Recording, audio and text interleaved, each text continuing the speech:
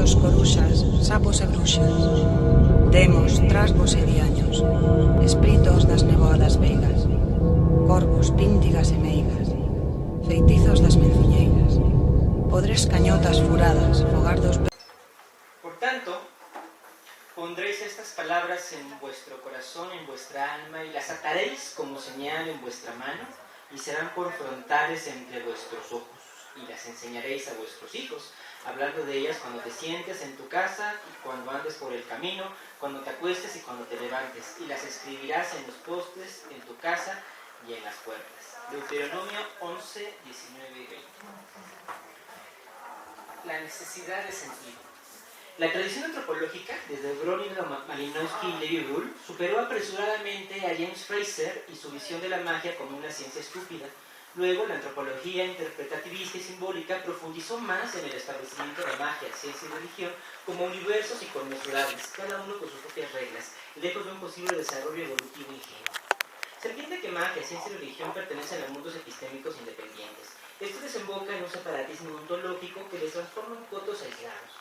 Es como si los aprendizajes sociales relativos al término cultura, que muestra que no es una mónada leibniziana sin ventanas, sino un complejo de relaciones de comunicación humana que se permea e integra mutuamente, no fuera aplicada a la magia, ciencia y religión.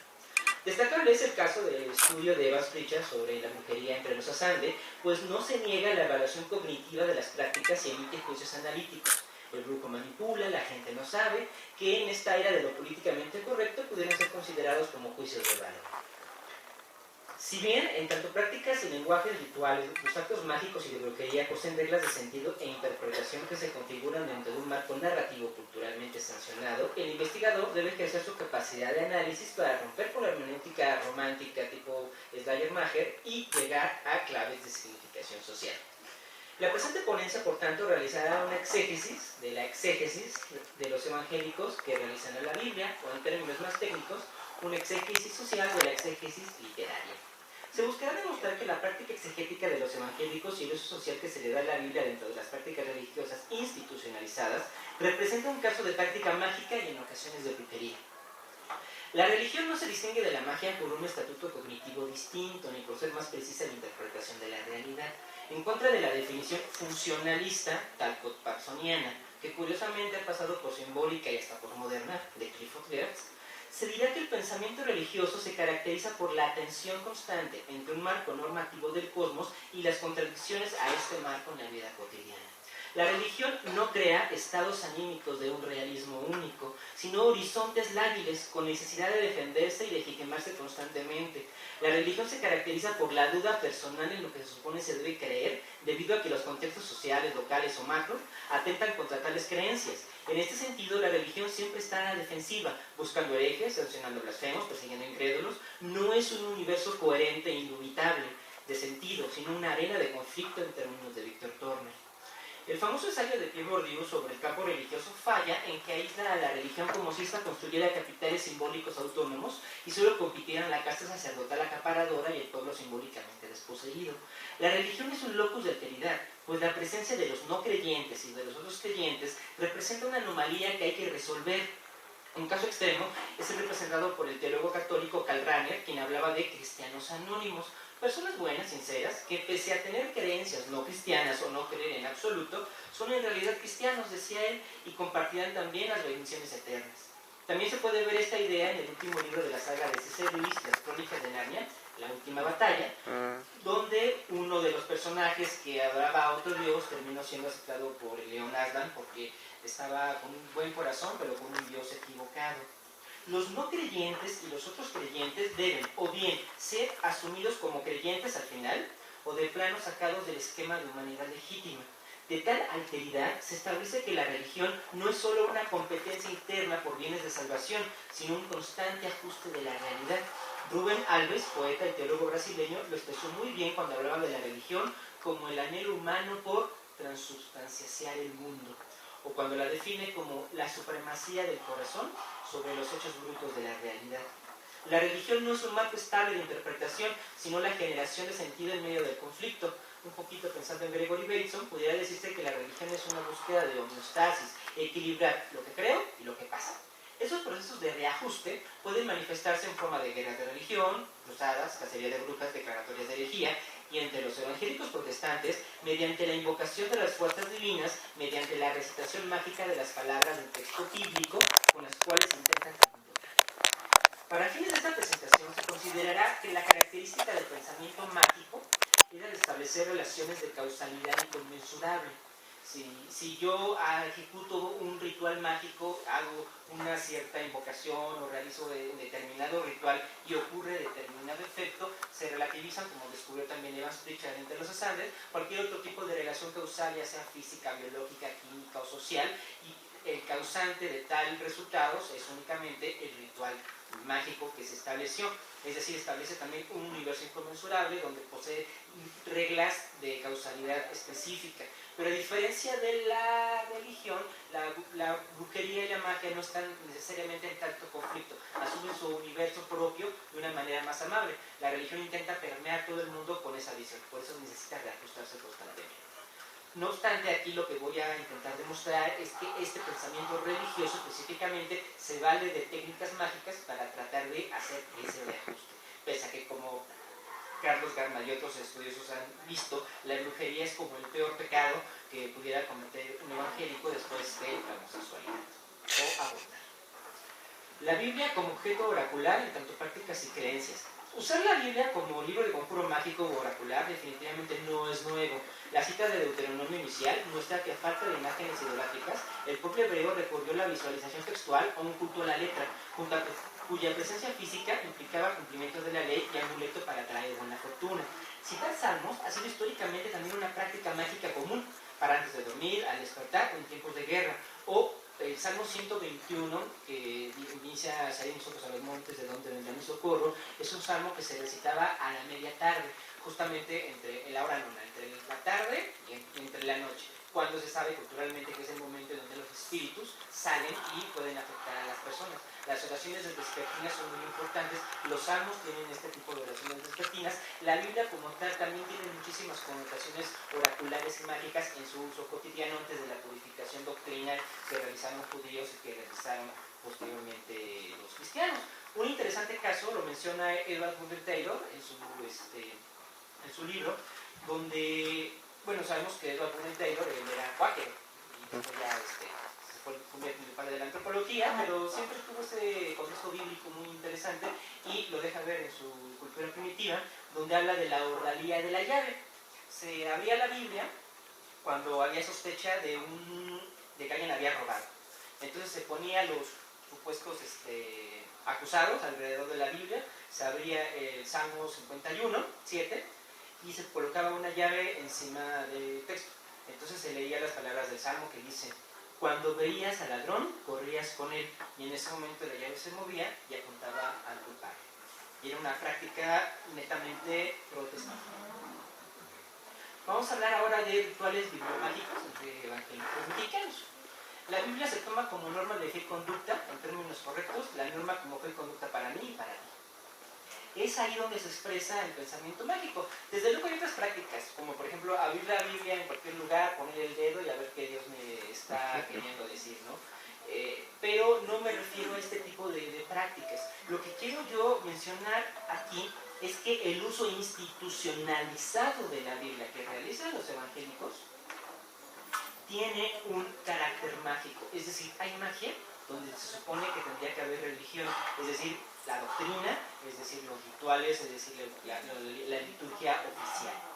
Tomar la Biblia como un manual de fe y conducta significa que las palabras indicadas en el texto deben migrar hacia el escenario fáctico para encarnarse en cada creyente, de modo que al ser poseídos por el espíritu del texto, o, en términos menos heréticos, llenos del Espíritu Santo, se logren performar acciones que sean un reflejo de lo ahí señalado. Como en toda práctica mágica, la Biblia es útil para interpretar el pasado con un nuevo sentido, actuar en el presente y tener un mapa del futuro. Los evangélicos usan la Biblia para determinar qué deben hacer, qué deben decir, saber cómo deben actuar en situaciones laborales, saber cómo deben contestar a las personas, saber cómo deben comportarse en pareja, saber cómo deben comer, que pueden ir a librerías cristianas y van a ver manuales que dicen la dieta de Jesús, saber cómo deben hacer el amor, saber cómo deben relacionarse con los demás, saber cómo deben ir a la escuela. Utilizan la Biblia para todos, a eso les llaman ser bíblico. Se considera que la Biblia debe regir toda la vida y sancionar todos los aspectos de la vida cotidiana. Ser bíblico no es solo un profundo anhelo, sino la legitimación de cualquier conducta o creencia. Ser antibíblico resulta un atentado contra los mismos fundamentos de la realidad y debe ser algo repudiado y atacado como un inmediato reajuste religioso del mundo, lo cual significa volver al texto o ajustar la conducta, interpretación o creencia a la literalidad bíblica. Solo así se puede acarrear bendición. Al antibíblico, a quien no sostiene lo que se considera la recta interpretación de las Sagradas Escrituras, se le debe amonestar, pero por amor. Porque de seguir en ese camino solo provocará desastre para su vida y una condenación eterna. De este modo se trata del pensamiento mágico en tanto que establece reglas de causalidad inconmensurable. Si estás problemas de tu trabajo, no se debe a que llegues tarde, ni se debe tampoco a que te pases 2 horas en el baño, sino a que no lees la Biblia cuando despiertas, sino a que no estás creyendo como Dios te pide creer. Entonces todo lo malo que te pasa es por eso. Si te accidentaste, porque no vienes a la iglesia, es porque la Biblia dice que a los que no obedecen a Dios les va mal. Si eres gay, estás condenado porque no te arrepientes. Si eres un asesino pero te arrepientes, entonces serás perdonado. Aquí el arrepentimiento, como variable independiente del destino eterno, representa una causalidad de pretensiones bíblicas, sin importar un sentido moral o de justicia externo. Tal sentido de justicia se pone en epogeo, paréntesis fenomenológico, para ver solo la causalidad unívoca establecida por el argumento bíblico o reajuste mágico del mundo, que es como yo le llamo. Cuando un evangélico te cita la Biblia para tratar de contradecirte o de mejorar tu conducta, está haciendo un reajuste mágico del mundo desde su perspectiva religiosa. Es decir, la idea es religiosa, pero la técnica que está utilizando es plenamente mágica. Este asunto de los gays cobra singular repudio cuando se argumenta que pensar que un asesino arrepentido es mejor que un gay que se acepta a sí mismo, debido a que así es la justicia de Dios, la cual es locura para la justicia humana. Es terrible. Pero lo que quiero señalar aquí es que apelan a la inconmensurabilidad. ¿Sí? No importa la moral, no importa las relaciones, importa lo que diga el texto bíblico y lo que dice. Es decir, aíslan la realidad en su coto solamente. Así la Biblia, como norma de fe y de conducta, es una creencia mágica que busca realizar un reajuste religioso del mundo, legitimar la cosmovisión evangélica, normalizar entre lo bueno y lo malo y declarar que es puro y impuro. El citar versículos. Los evangélicos en México buscan esta homeostasis religiosa mediante la práctica mágica de recitar versículos. Estos conjuros se enuncian en forma legaloide. Juan 3:16, Salmos 23:1, Romanos 1:18, Proverbios 3:2, donde pues, es forma de citar, es el libro, es el versículo y es el capítulo. Muchas veces ni siquiera resulta necesario explicitar lo que el texto dice. Con solo evocar la cita se crea una aura de profunda autoridad. Si tú estás en un Romanos 1:18, te urge un Isaías 1:16, porque de otro modo vendrá sobre ti un Mateo 24:14.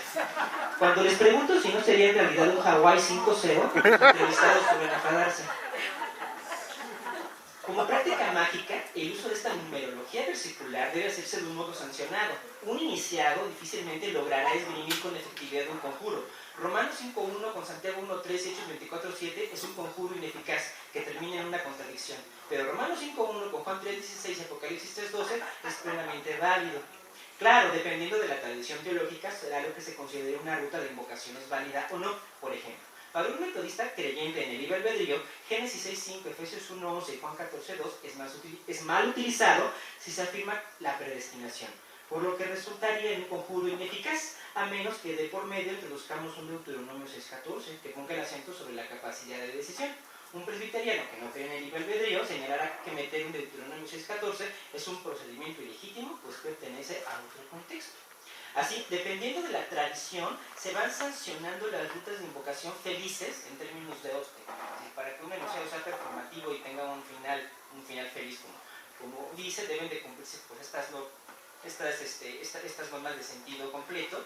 Pero, ¿de qué depende esto? Depende de la tradición teológica, para ver qué tipo de versículos se van encadenando y qué tipo de declaraciones se van citando.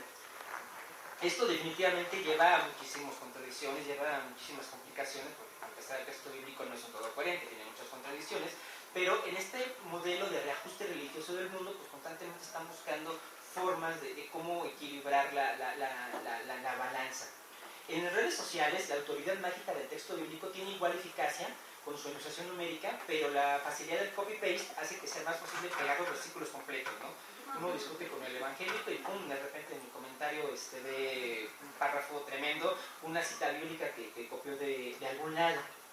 Ahora, lo interesante es que en grupos de teología o de debates de ateos y demás que se han estado visitando, desde 2010 dando seguimiento del fundamentalismo religioso en redes sociales, quienes se la pasan copiando versículos en los posteos de Facebook son tachados tanto por creyentes como por no creyentes, y no funciona. Que tú pegues un versículo en Facebook no funciona. ¿Por qué? Porque aquí la magia encuentra obstáculos para realizarse a distancia, porque no está ese cobijo litúrgico o ese cobijo de interacción.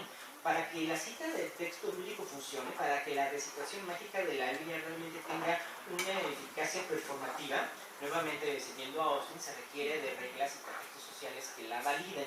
Estas reglas y contextos sociales son litúrgicos, es decir, el templo, el momento del culto y del templo es el momento más eficaz de esta magia versicular, donde incluso el pastor cita la Biblia, puede decir cualquier cantidad de disparates posteriormente, pero citó la Biblia y eso ya le confiere autoridad.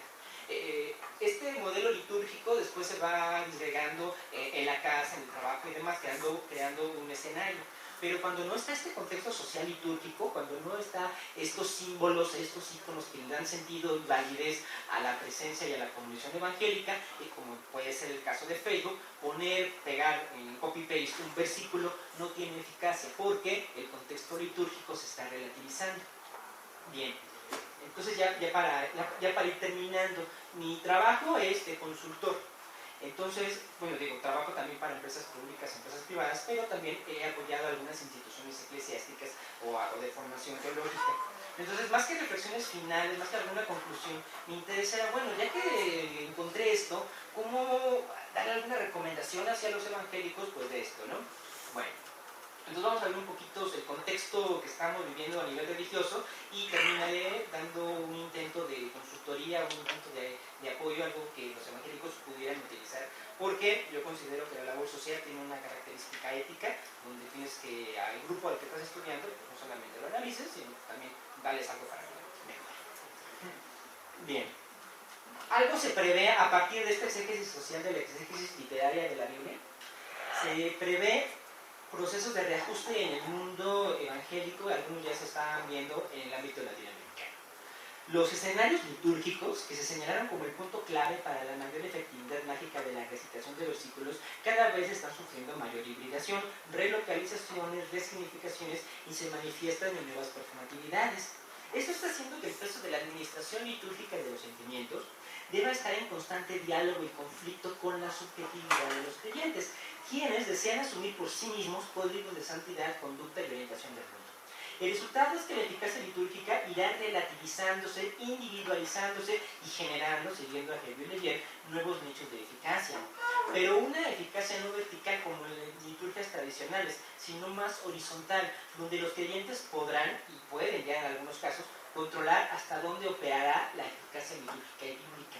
Esto significa que el escenario para la manifestación mágica del acto de recitar versículos irá perdiendo efectividad, que el texto bíblico tendrá menos autoridad. Estamos siendo testigos de comunidades evangélicas que pasan el texto bíblico a un segundo plano y buscan orientación en otros lugares. Desafortunadamente, cuando esto pasa, generalmente es para ponerlo al servicio de una autoridad carismática, en sentido beberiano. Entonces, pues como recomendación hacia los evangélicos, en este sentido, pues de que tenemos que trabajar también por las comunidades que investigamos, pues la recomendación es asumir posturas autónomas, autogestivas, tanto de su doctrina como de su liturgia. Es algo que ya he estado recomendando desde 2011 en algunas iglesias, lo cual es congruente con el espíritu protestante. Que el espíritu protestante nace de que no es la iglesia la que determina la doctrina, sino creyente en contacto directo con el texto y con su razón. Salir de las ataduras mágicas de un texto oracular para poder vivenciar la magia de la responsabilidad individual y colectiva. No se recomienda que la Biblia sea desechada ni pasada por alto, todo lo contrario.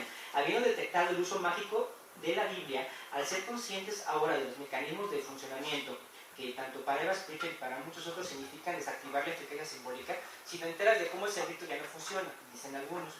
Pues más bien, releer el texto y utilizarlo un poquito, llegar a lo que Paul Ricoeur llamaba la segunda ingenuidad, generar cuestionamientos revalorar posturas propias al entrar en esta arena constante de conflicto y de ajuste interpretativo de la Biblia, a fin de tener perspectivas de acción autónomas y autogestivas. ¿Por qué autónomas y autogestivas? Por ser generadas y pensadas individualmente o en colectividad. La Biblia debería seguir siendo un instrumento mágico de interpretación, pero sin la verticalidad, sin aspectos de discriminación y señalamiento, sin decir o asumir una postura antiética al mundo. Primero tendrás que tener como comunidad una orientación ética y luego el texto bíblico, ¿no? La recomendación tiene una orientación kantiana de autonomía. Utilizar el texto bíblico, dejarlo hablar, que permita a nivel volitivo, a nivel cognitivo y a nivel axiológico, que pueda ayudar a las comunidades a interpretar el mundo. Sí, pero no de esta manera, nada más de que te cito literalmente ya, sino con un proceso de hermenéutica colectiva. La recomendación es que los evangélicos abandonen la Biblia, sino que se apropien más de ella, que jueguen a creerle al texto y que mediante posturas de éticas autónomas sepan hasta dónde sí y hasta dónde no. O sea, eso de ir y apedrear a adúlteros, pues como que ya no, ¿verdad? Y lo asumen, pero no han logrado resolver ese conflicto. La Biblia no dice que discrimines a los gays, dice que los apedrees. Y entonces, pero los evangélicos no saben apedrear a los gays, siempre. No saben cómo ajustarlo, ¿no? Entonces, bueno, ya para terminar, que se apropien más del texto bíblico, que jueguen con él, que sí lo asuman con esa efectividad informativa, pero que ellos lo controlen hasta dónde puede funcionar. Jueguen a creerle al texto. Termino con el diálogo que tuvo una niña con su papá para ejemplificar cuál debería ser la actitud que yo recomiendo hacia los evangélicos en torno a la Biblia. ¿Qué haces?, pregunta el papá a su hija. Estoy haciendo que mi muñeco se bañe. Ah, ¿el muñeco te dijo que lo hicieras? Papá, estoy jugando. Los muñecos no. Chos, coruxas, sapos e bruxas, demos, trasgos e diaños, espíritos das neboadas veigas, corvos, píntigas e meigas, feitizos das menciñeiras, podres cañotas furadas, fogar dos vermes e alimañas, lume das santas como